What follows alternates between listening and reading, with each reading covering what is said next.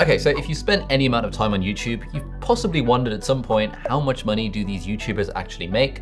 Is it related to how many views or how many subscribers or all these different factors? So in this episode of Oversharing, I'm gonna break down exactly how much money I make from YouTube, and I'll be explaining how this whole thing works so that if you wanna get into it, you can, or if you're just really curious, you can indulge your curiosity. We'll start by talking about the logistics of how people actually earn money on YouTube and how it works, and then we'll talk about the three main factors that affect how much an individual earns on YouTube, and then we'll go under the hood and I'll be exposing all of my analytics for the last 3 years so you can see how much money I really make. So to start making money on YouTube, you first have to join the YouTube Partners Program, which means these days you need to have at least 1,000 subscribers and 4,000 hours of total watch time on YouTube. So you can't start monetizing the instant you turn on your channel. Once you've hit those landmarks, then you can apply for the program. And if you're approved for it, you can then turn on ads on your videos. This is optional, but when you turn on ads, then people will probably usually see a 5-second ad before the video and might see some mid-roll ads during the video and possibly a 5-second ad after the video. And the idea is that YouTube sells these ad slots to advertisers through their Google Ads program. So advertisers can then pay to show their ads on different types of content, and they might want to do it based on a whole lot of different factors. Now, the problem is that when you are very small on YouTube, you actually aren't really earning very much money at all. And I recognize this. So for me, when I started my YouTube channel in like June 2017, I made 77 videos before I turned on monetization. I think I turned on monetization around about April 2018, because to my mind, making $5 or $10 a month from YouTube was just not worth the annoyance for the audience in watching the ads. But if that number was going to be $500 a month, at that point, it would be worth subjecting the audience to the annoyingness of ads.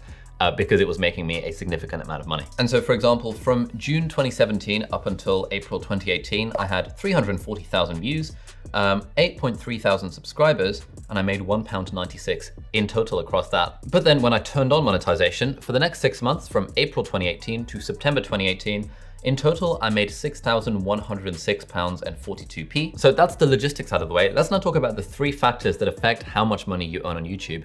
And the most important of those is actually watch time. So watch time is quite important, both from a revenue perspective and also from a YouTube algorithm perspective. So from a revenue perspective, it's important because the longer people are watching your videos, the more opportunity they have to see ads.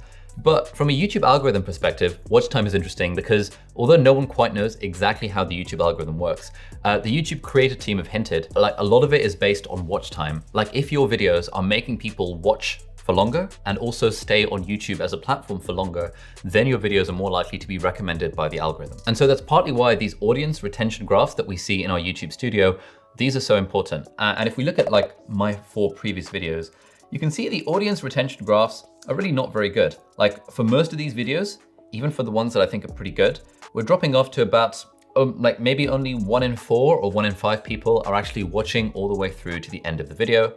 And you can see there's a significant decline right at the start. Usually this is because people click on a video, within 5 seconds, they realize they can't be bothered to watch the video, so they go away from it. So you get this precipitous decline.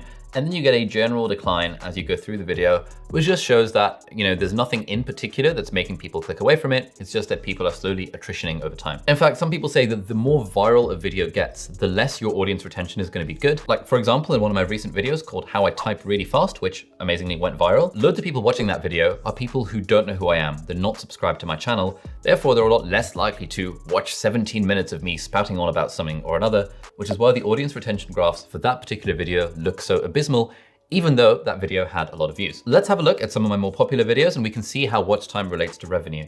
So for example, if we compare the video of my productivity desk setup with the video of which iPad should you buy, the desk setup video has made about £1,700 with 1.4 million views, and the iPad video has made £2,246 with 1.3 million views. So that's kind of weird. Like the iPad video has made more money even though it has fewer views. But if we look at the watch time, the desk setup only has 75,000 hours, which is quite a lot. But the iPad video has 124,000 hours, so it's about a 50% increase. But then on top of that, we also have an extra feature, which is mid-roll ads. This was something that Google and YouTube introduced a few years ago, and that meant that on any video above 10 minutes, you could have mid-roll ads. So sometimes those are ads that are, those little like auction, like banner ads that appear in the middle of the video. At other times, they're more annoying, like 5-second ads that interrupt your video.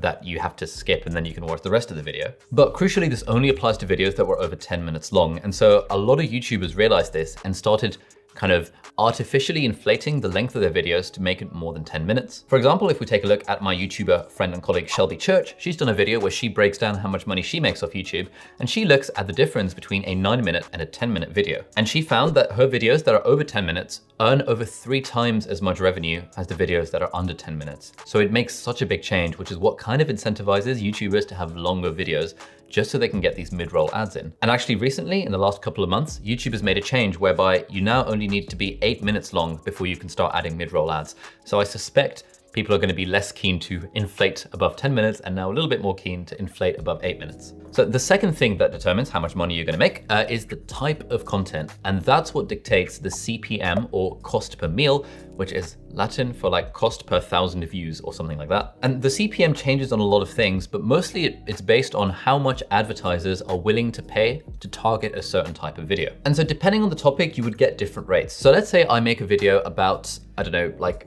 fantasy books that I like. The sorts of companies that are advertising in those videos probably don't have a lot of money. They're probably book publishing companies, stuff like that.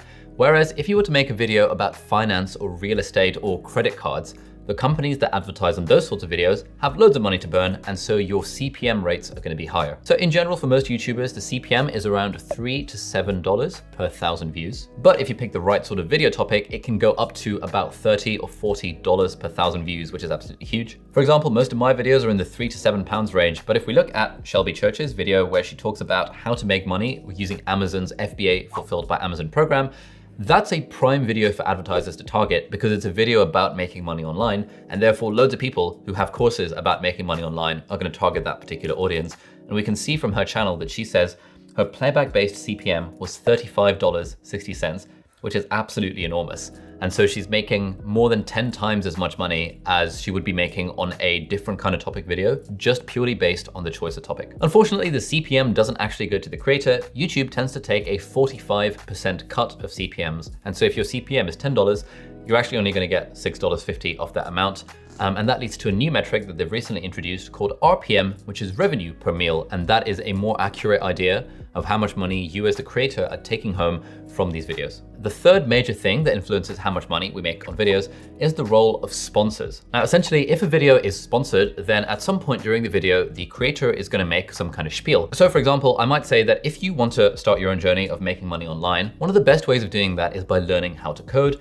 To learn how to code, you should start by teaching yourself HTML and CSS, and then you should learn a server-side language like Python. And actually the best way to learn Python is by following an online course over at Brilliant, who are very kindly sponsoring this video. If you don't know, Brilliant is an amazing platform with online courses for maths, science, and computer science. And their Introduction to Python and Advanced Python series is actually a really good, interactive, fun way of learning how to code in Python. And then once you learn how to code in Python, you can basically build anything from a simple website all the way through to machine learning algorithms. It's one of the most popular programming languages in the world, and Brilliant is a great place to learn that. They've also got fantastic courses on maths and science. They've recently got one about uncertainty, which is all about kind of navigating probability in an uncertain world. So if that sounds up your street, you should definitely head over to brilliant.org/Ali, and the first 200 people to click that link will get 20% of the annual premium subscription. So thank you, Brilliant, for sponsoring this video. That's an example of a sponsored message. And so Brilliant are going to pay me a certain amount of money for plugging that within my video.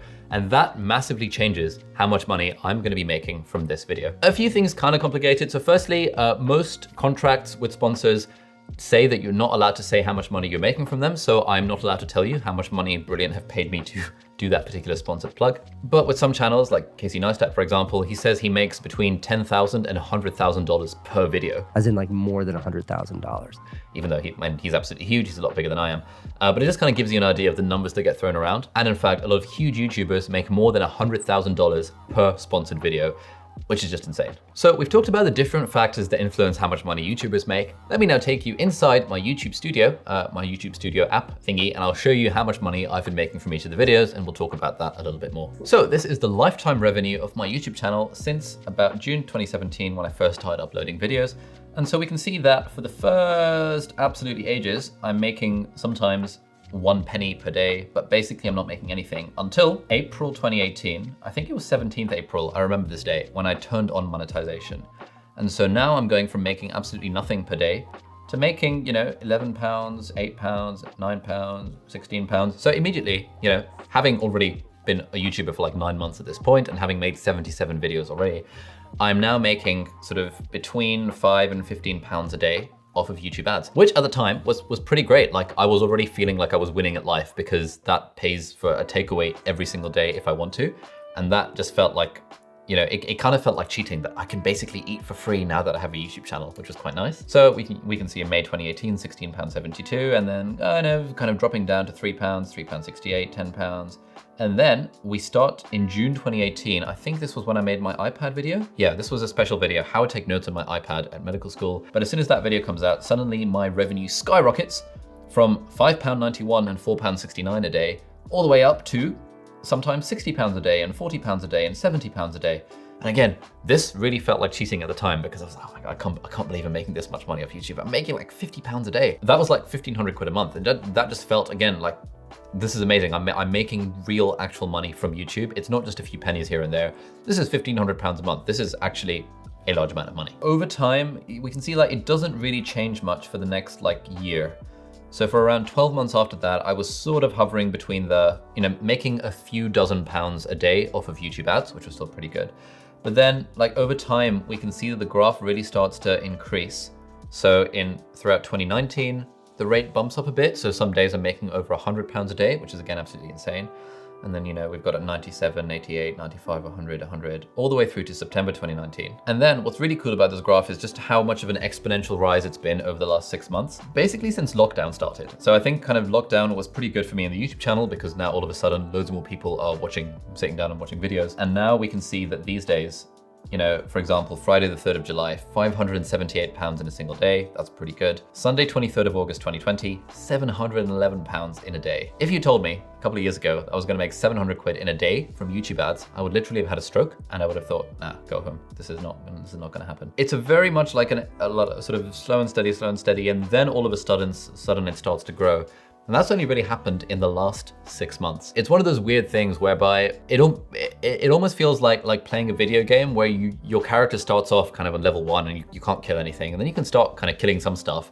But then at some point you get to kind of what feels like the end game where your character starts getting a lot more powerful and suddenly you can just kind of do all these things that you could have done before. And that's kind of what it feels like on the sort of exponential growth of YouTube revenue. And if we kind of put this down to the last 28 days, we see, estimated revenue in the last 28 days, £11,618, whereas estimated revenue over the lifetime was about 90,000. So in the last 1 month, I've made about 10%, 11, 12% revenue compared to the last like 3 years, which is pretty good going.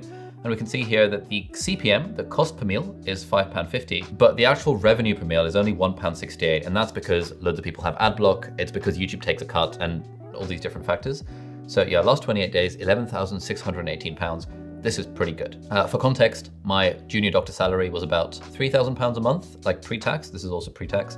So this is 3 and a bit times more than my monthly doctor salary. If you want to see how much money I've made from other sources, that video, how much money I make in a week as a doctor and YouTuber, will be linked in a little playlist over there, along with a couple of other videos about how to make money online and how you can get started on this journey of #passive income. Thank you for watching, and I'll see you in the next video. Bye-bye.